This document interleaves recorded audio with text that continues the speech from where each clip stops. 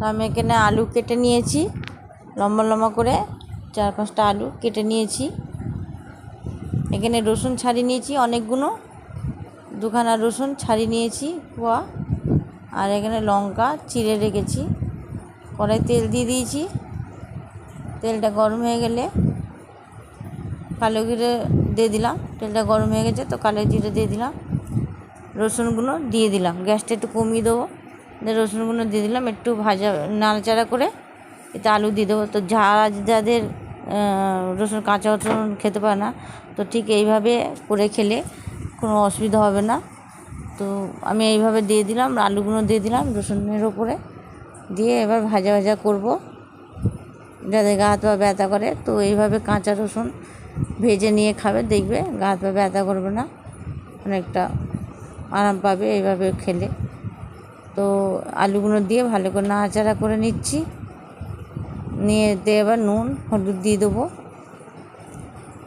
একদম ভাজা করে গরম গরম ভাতে খেতে, ডাল দিয়ে ভাত দিয়ে খেতে ভালো লাগবে। তো লঙ্কা দিয়ে দিলাম। এতে এবার দিয়ে দেবো স্বাদ মতন নুন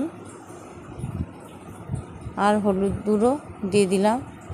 দিয়ে এবার নাড়াচাড়া করে ভালো করে এটাকে নাড়াচাড়া করে নেব।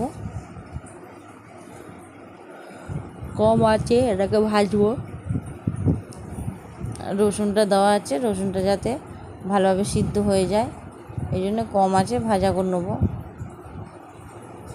এভাবে নাড়াচাড়া করে ঢাকনা দিয়ে দেবো। ঢাকা দিয়ে দিয়ে ভেজে নেবো এটাকে, আলু ভাজাটাকে। ঠিক এইভাবে আলু ভাজা করে খাবেন, দেখবেন খুবই ভালো লাগবে খেতে রসুন দিয়ে।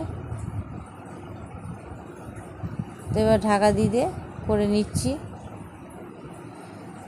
তো ঢাকা খুলে দিয়ে দেখুন ভাজা ভাজা হয়ে এসছে। আর একটু নাড়াচাড়া করে নেবো, নিয়ে এটাকে নামিয়ে নেবো। বেশি টাইম লাগে না, খুবই তাড়াতাড়ি হয়ে যায়। আলু ভাজাটা হয়ে এসছে।